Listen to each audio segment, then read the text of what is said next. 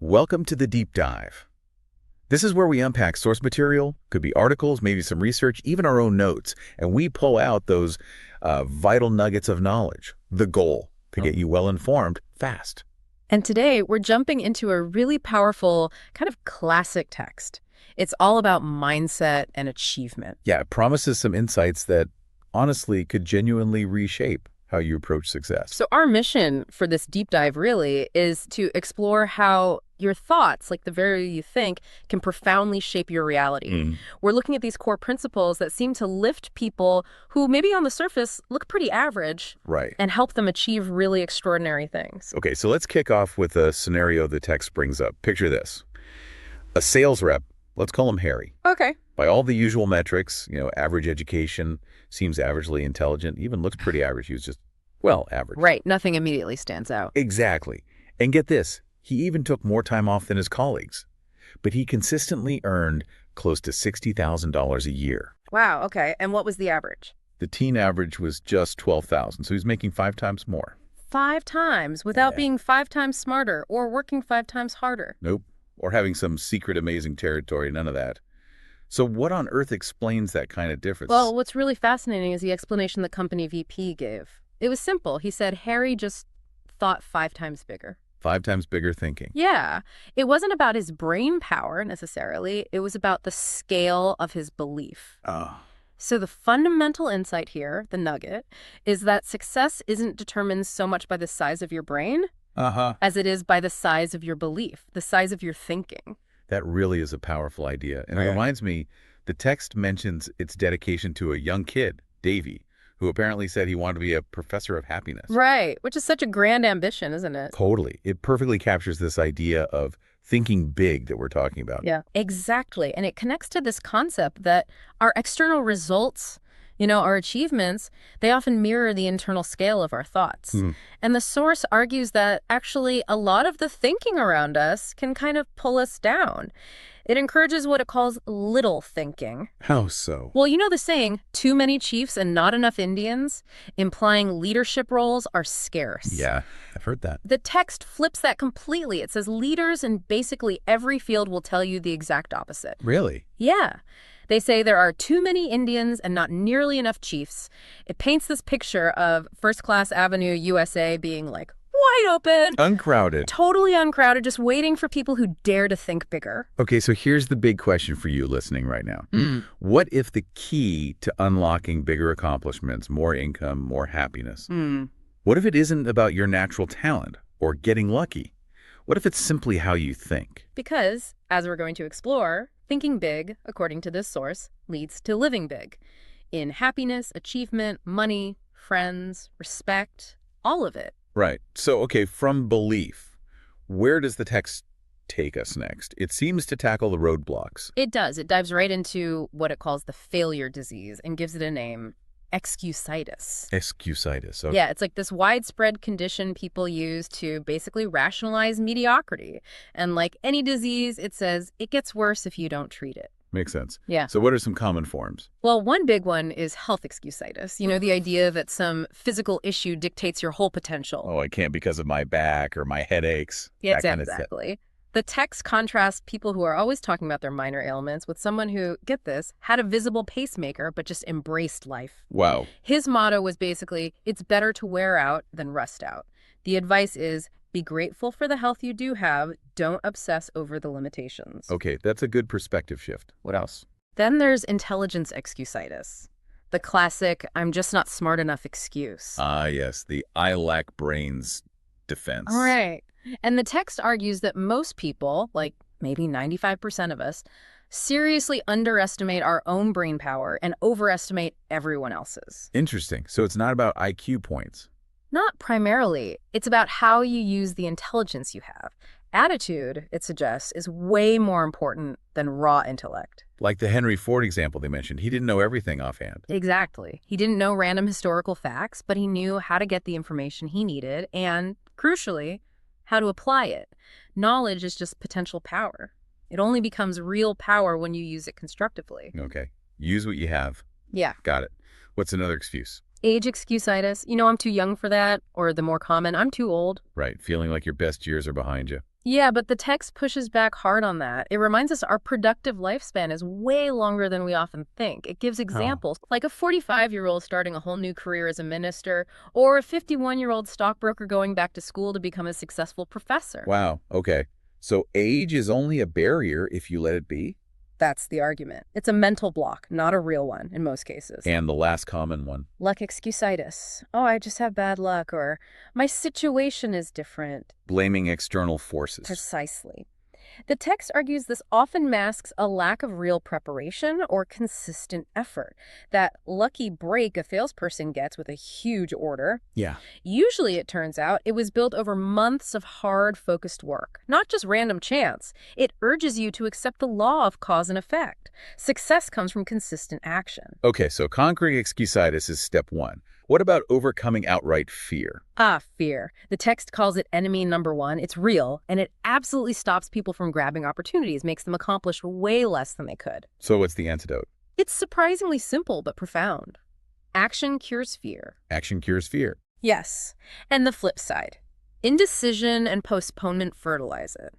Waiting makes fear grow. That makes intuitive sense, like the longer you put something off. The scarier it gets. The text uses this great example of a paratrooper instructor.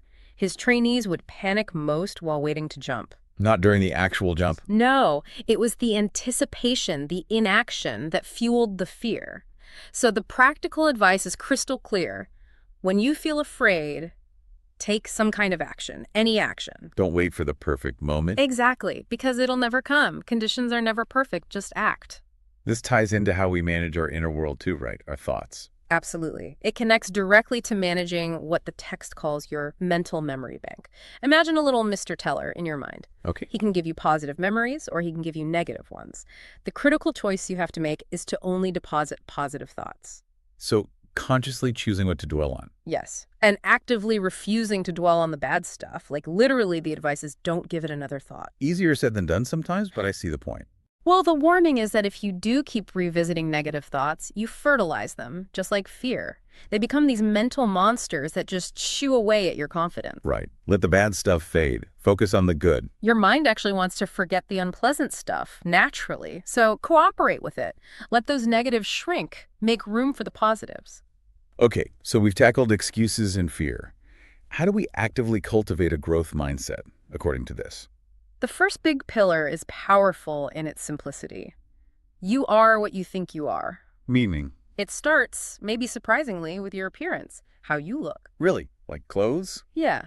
No, it's not about vanity. The idea is that being properly packaged gives you a better chance to make the sale, so to speak, and at a higher price. So looking sharp makes you feel sharp. And it affects how others see you and therefore treat you. The advice is literally pay twice as much and buy half as many. Quality over quantity in your wardrobe. Look your best, think your best, act your best. Okay, I can see that connection. How else does you are what you think you are play out? It extends massively to how you view your work. How you think about your job sends powerful signals. Signals to who? Yourself. Others. Both. The text contrasts employees focused on progress and improvement with those just worried about security or finding things to complain about. The go-getters versus the grumblers. Kind of. And the key idea is, a person who thinks his job is important receives mental signals on how to do his job better. Thinking it matters actually helps you find ways to improve. That's proactive self-motivation right there. Totally. And to really cement this, the text champions the daily pep talk. Talking to yourself. Yeah, but in a structured way, like the car salesman example. He'd silently tell himself before calls, I'm a good car salesman and I'm going to be the best. Okay. Or another one, Tom Staley's 60-second commercial, a quick, powerful self-affirmation, something like, Tom, you're a big thinker, so think big about everything. You are what you think you are. So consciously think more of yourself. Exactly. Pump yourself up. All right. What about creativity? How do we foster that bigger thinking? Okay, next section. Thinking and dreaming creatively. First rule. Eliminate the word impossible from your mind and your vocabulary. Just banish it. Pretty much. Yeah. Believing something can be done, even if you don't know how yet, paves the way for creative solutions. Believing it's impossible shuts that door immediately. Impossible is a failure word. That's the quote. It's destructive. Any examples of this? Yeah, the text tells a story about a young man. He thought finishing college was totally impossible. Too old, family, no money. the usual list. Right. But once he just removed that word impossible and truly started believing it was possible, suddenly ways appeared, scholarships, schedule tweaks. He found a path. He graduated. So the belief opened the door to the solutions. It really seems to. The will finds the way, but only if you believe there is a way. This also seems to require challenging old habits, right? Definitely. That's the next point. Break traditional thinking. Don't let routine or how things have always been done freeze your mind. Be open to new ideas. Be receptive. Like that insurance exec the book mentions, he called himself the best sponge in the insurance industry, always soaking up new ideas. That's a great image. A sponge. Yeah. And be experimental. Try a new route to work. Read something different. Talk to new people. Shake things up. Be progressive. And is there a tool for sparking this creativity daily? Yes. A simple but powerful question. How can I do better? Just ask that every day. Ask it about everything. Your work, your relationships, yourself. Asking it switches on your creative power, gets your mind searching for answers. Like the store owner with the weekly improvement plan. Exactly. Or GE's famous slogan, progress is our most important product. It's about that constant striving, fueled by that question. And remember, capacity is a state of mind. How much you can do depends largely on how much you think you can do. Okay, believe it's possible, break tradition, ask, how can I do better? What else fuels creativity? Practice asking and listening. This one's huge. Asking questions. Yes, but also, maybe more importantly, listening to the answers. The text has this great line. Big people monopolize the listening. Small people monopolize the talking. Ooh, that's sure. Isn't it? Listening provides the raw material, the input you need to make creative decisions. Don't just wait for your turn to talk. Really hear what others are saying. Like that VP who listened to his team to solve a problem. Precisely. He didn't dictate. He gathered input, and the solution emerged from the group's collective wisdom, sparked by his listening. And when ideas do come, either from listening or your own thinking, You have to harness them. Write them down immediately. Ideas are fragile, perishable. capture them before they vanish. Yes, and then review them. Cultivate them like seeds. Don't let them get shot down by negativity, either yours or someone else's. Protect those fledgling ideas. Okay, that makes sense. Now, you mentioned negativity. Yeah. Let's talk about environment. How much does that impact our thinking? Hugely. The text draws a direct parallel. Just like your physical diet affects your body, your mind diet, the influences around you, affects your mind.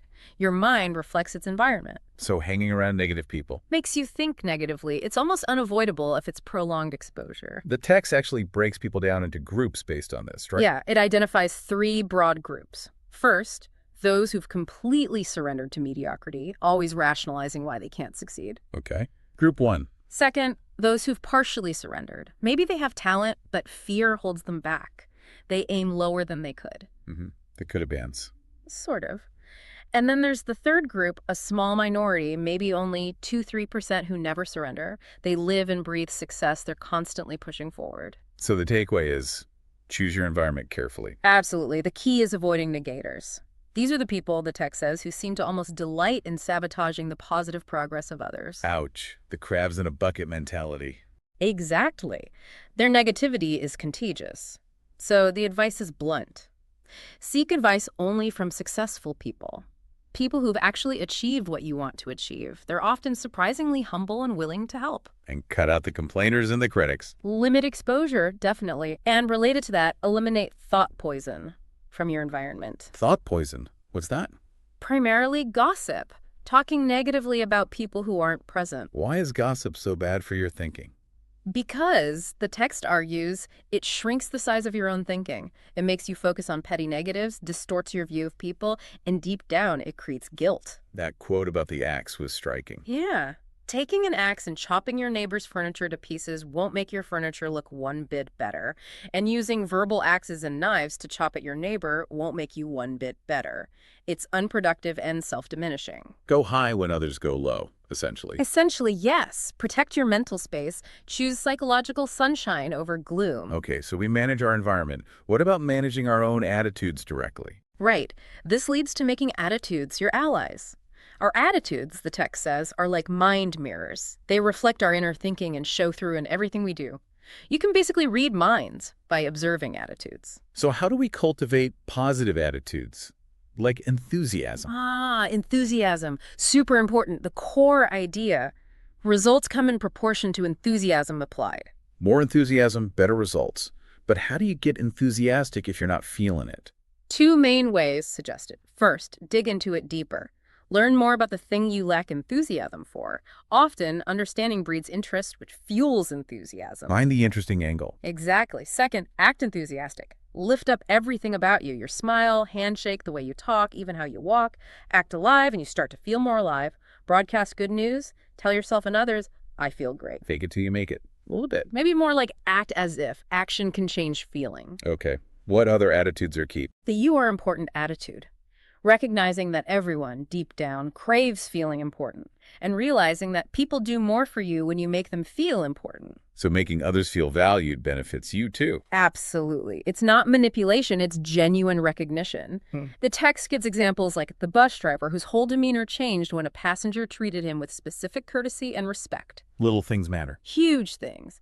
Practice appreciation, use people's names correctly, and crucially, don't hog glory, invest it instead. Share the credit, praise others sincerely. When you lift others up, you feel lifted too. That's a great principle. Any others? Yes, the service-first attitude. This one is fundamental for long-term success, especially in business. What's the core idea? Put service first, and money takes care of itself always. Focus on giving value, on exceeding expectations. Like the gas station attendant example. Perfect example. He didn't just clean the outside of the windshield, he cleaned the inside too.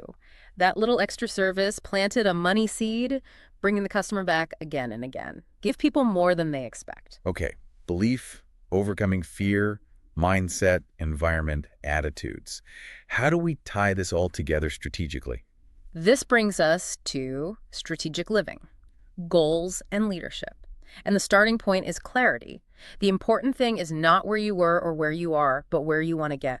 Knowing your destination. You absolutely have to know your destination. You can't reach it otherwise. It sounds obvious, but so many people drift without a clear goal. And what drives the pursuit of that goal? Desire. Pure, strong desire. The text says, success requires heart and soul effort, and you can put your heart and soul only into something you really desire. You need that why. You desperately need that why, and it warns against things that kill desire, these 5 success-murdering weapons. Like self-depreciation, believing you're not worthy. Exactly. Also, security-itis, being so focused on playing it safe you never take risks. Over-reliance on what your parents think you should do. Misinterpreting family responsibility as needing to sacrifice all ambition, and of course blaming luck. These kill the desire needed to fuel the journey. They extinguish the flame before it even catches. But if you do have that desire and a clear goal, Then what? then your goal becomes your automatic pilot. It gets embedded in your subconscious and starts guiding you, influencing your decisions, actions, even what you choose to read or who you talk to. It keeps you on course. Wow. So the goal itself starts working for you. In a way, yes, but achieving it isn't instantaneous. It's about step-by-step progress. One step at a time. Progress is made one step at a time. Remember the next mile principle. Focus just on the immediate next step, not the overwhelming whole journey. Set short-term goals, like 30-day goals, to keep momentum. Keep chipping away at it. Yeah. And what if you hit roadblocks? Prepare for detours. They're inevitable. A detour just means finding another route, not giving up on the destination. Successful people hit tons of detours. They just reroute and keep going. Persistence is key. Absolutely. And underpinning all this striving, invest in yourself. Education, skills. Yes. The text argues the biggest return on investment comes from self-investment. Formal education, sure, but also reading stimulating books, subscribing to idea-rich magazines or journals, continuously building your mental power. Lifelong learning. Exactly. It's a transformative investment. Okay, so that covers goals. What about leadership? How does this thinking apply there? Right, how to think like a leader. The first thing to remember is that leaders don't climb alone. They're lifted up by the support of their teams. So leadership is about enabling others. Very much so. And the text offers 4 key rules for thinking like a leader. Rule 1, trade minds. Trade minds. Put yourself in their shoes. Exactly. See things through the eyes of the people you want to influence. Like that TV ad writer who failed because he only thought about his clever idea, not what would actually make parents buy shoes for their kids. Understand their perspective first. If you want to influence effectively, you have to. Rule 2, think human. Treat people like people, not cogs in a machine. Precisely. Show respect. Genuinely help them. Like that engineering executive who built incredible loyalty by helping new hires find housing, remembering birthdays, handling even difficult situations like dismissals with compassion. People first. Makes sense. Rule 3. Think progress, believe in progress, push for progress. Always be looking for ways to improve yourself, your team, the results. Set high standards. Be future-focused. Yes. And realize your subordinates often become carbon copies of your example. If you want high performance, your master copy, your own attitude and standards, needs to be worth duplicating. Lead by example. Got it. And the last rule. Rule 4. Confer with yourself. Take time for solitude. Time alone. Why is that important for leaders? To think. Leaders use managed solitude to tap into their supreme thinking power, as the text calls it. It's time for reflection, problem solving, planning the next move. All the great leaders did this. Time to step back and get perspective. Exactly. Time to ask, how can I do better? What's the next right step? It's essential for deep insight. Wow. Okay, so pulling this all together, this deep dive really hammers home that success isn't some mysterious gift. Not at all. It really boils down to cultivating specific, deliberate habits of thought and action. Believing big is the foundation. Then curing that excusitis, replacing fear with action. Managing your environment, choosing positive attitudes like enthusiasm and service. Thinking right toward people, making them feel important. Setting clear, desired goals and pursuing them step by step, rerouting when needed. And finally, leading by trading minds, thinking human, pushing progress, and taking time for deep thought. It's a whole framework, really, based entirely on harnessing the power of your own thinking. So the challenge for you, listening, is this. What's the one thing? What single thought pattern, excuse, attitude, or action from everything we've discussed? What one thing, if you started changing it today consistently, could begin to shift your life from feeling average towards something truly extraordinary? Just pick one area, start there, apply it consistently, and as the source suggests, see the magic unfold. We really hope this deep dive gave you some valuable things to think about. Until next time, keep thinking big.